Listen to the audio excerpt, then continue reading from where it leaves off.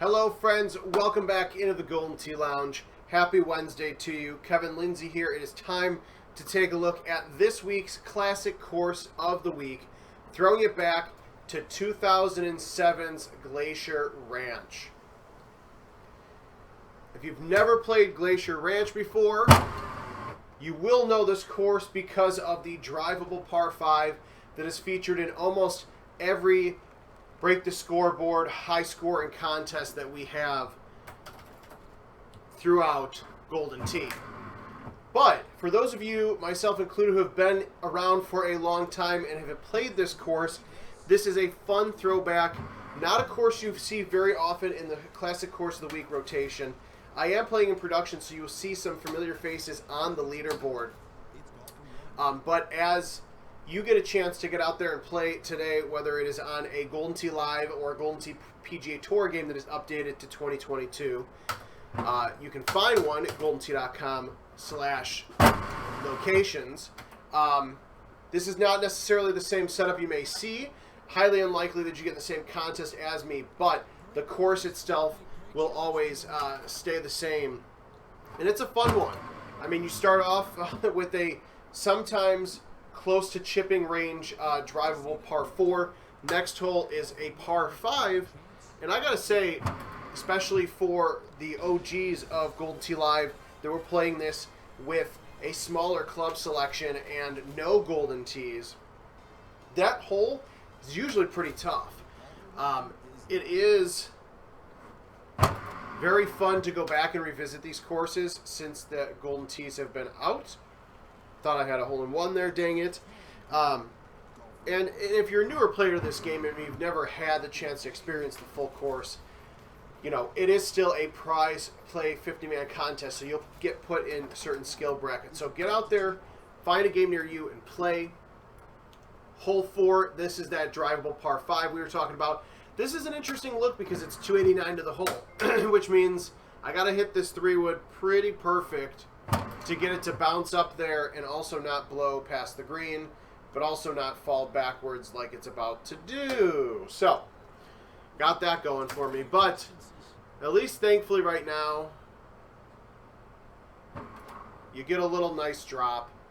Still can come out sort of unscathed with a birdie. Not what you want when you're playing in a 50-man prize play contest, but it is what it is. Next hole, drivable par 4. This one is fun because it can set up to be 390, or in this instance, Austin 316. Unfortunately, it doesn't say that I got a hole-in-one, but I got some great shot points out of it. This is another hole, hole 6, non-drivable par 4. When you have a tee spot that is all the way at the top of this, if I had an 11-mile-an-hour wind, you would probably see me going for the hole there. I don't think, as far as I remember, that there is a spot on YouTube that holds a hole-in-one on this hole. But it may happen someday. But if you're able to get to that second fairway, it is nice because you have, especially for somebody like me who uses super spin irons, you get a short look at the hole. That 11-mile-an-hour wind makes it pretty easy to get close to the hole there. Hole 7, par 3. Those of you that play closest to the pin very often, this is a mainstay and has been for a long time in that game mode. Sometimes can set up pretty tricky if you've got a short look or a long look and you've got a wind blowing out to the left-hand side. Thankfully, for us, not too bad there as we get to hole 8. This one, so interesting because you've got this big hill in your way. Your safest bet is to probably try to line up an 8-wood. I also recommend a 6-wood sometimes because if you hit the 8-wood, you may roll up to the rocks and you get too close. If you hit a nice 6-wood here, you can bounce off the rock and you probably won't kick off. The other thing you can do too is a big A1. The only problem is there's some ramps here, so you can get stuck in the woods very often and very easily. For our sake today, I'm going to go 9.5 low. And I'm going to hit just a little bit of an A1. Now, I didn't hit it too hard, which is very hard as somebody who loves to just crush the trackball because I feel cool when I do it. It's very hard to hit that soft, but when you do, it'll put you in a pretty good spot, at least with the setup I had. Now, I did go down to the 5-wood specifically because I knew I needed to clear that little hill, grab some more great shot points, and then putting in for eagle. Hole 9, one of the more tougher, drivable par 4s of the early days of Golden Tee Live. You have such a massive elevation change. Thankfully, the wind was only 8 miles an hour, but you have, on occasion, I've seen it where you get a 13 or 14, and it's blown back right in your face, and it makes it a little difficult to stick that for a easy eagle putt. Hole 10, another non-drivable par 4. Don't think anybody's ever aced this one either, but because it's Classic Course of the Week, why not have some fun? See if we can get a nice rock bounce on the green. No rock bounce, just straight in the water, which is hilarious and ironic. I probably am not the only person that went to drive that hole on this in this specific contest. Hole 4, another pretty simple, non-drivable par 4. Pretty much always want to hit an A1.5, A2 there. Just get yourself right in the clean area past the mountains. It is raining, which I do miss seeing rain on some of the courses. So it will affect that way. The ball hits the green, bounces, rolls, and it slows down too. So be conscious of that. If you are newer to Golden Tee and if you haven't played some of those old school holes, or excuse me, old school courses that have rain affecting the course there. Hole 13, this is another good one. This is a par 5. Couple of different options here. You can lay it up on this hill, which will give you most of the time a nice clean 5 or 6 wood right over the hill towards the green for eagle. You can get down a little bit farther here where there are some rocks. You don't always have to necessarily stay up there, but the closer you get to the rocks, the bigger chance you have to getting stuck behind one of them. What you can also do in a certain setup, I would prefer the wind blowing to the right-hand side to do this, but I'm going to go ahead and I'm just going to hit a big A1 here. Because what I want to do is just clear it so I have a nice hybrid or iron that'll take me right to the cup. I do have a 5 hybrid, so we're going to put this in for double eagle. See if it actually happens. That looks pretty damn good. Damn it! I thought I was actually going to call it and make it. That's another thing I love about the holes and the courses that have rain on them is because I can take a 5 hybrid and I know that it's just going to hit and roll down towards the cup. Hole 14.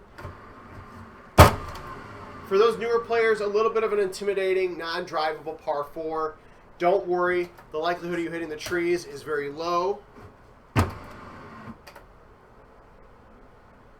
You really just want to get up there. And it is a down 6 green, so if you have those super spin irons or even the partial spin, you can go ahead, get a nice little kick up there, and potentially get some GSPs. Hole 15, par 3. This is one of the most fun and most aggravating par 3s, I think, in Golden Tee Live history.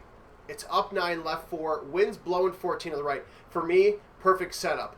I may put bite on this. Don't put roll because it's going to hit the green. It's no longer raining. It's going to bounce off the rocks and probably kick in the water. But if you've seen this hole before where you have a pin that's not dead center and it's tucked up against the left-hand side of the wall and you've got a wind that's blowing to the right, it's tough to cut it and make it stick the green there. For this one, I'm not even going to put spin on it. I'm just going to hit it naturally. I still almost hit the wall. Probably could have had a better shot there. Nice little 5 hybrid. I haven't had to use that all game to chip in, so I'm glad the one time I did it actually went in. And then you get to hole 16. Again, if you've never played this course, all 18 holes of it, you definitely have seen this hole in one of our Freaky Friday or Events Mode contest. Short, 95-yard par 4 that is drivable. This one, I don't have a good way to tell you how to play this. You can do a nice little 8-iron low. You can hit it. I'm going to hit a high 9-iron here with no spin. And I'm just going to do a little bit of a C2.5.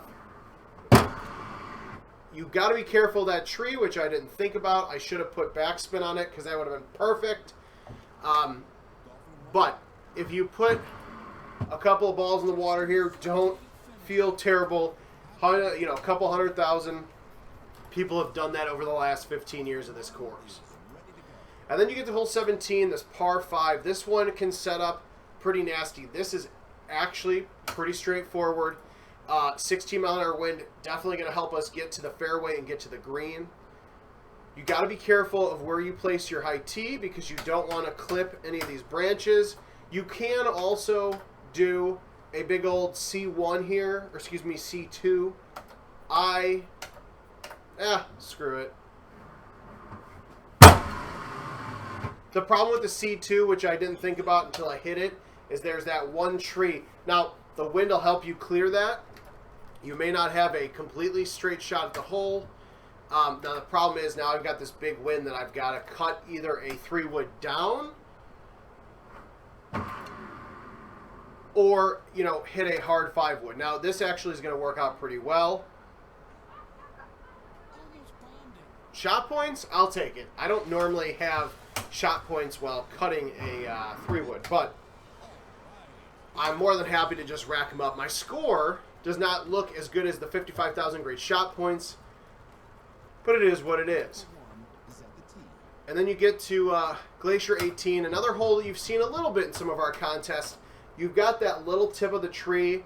I have to hit a 6-wood here or a 5-wood.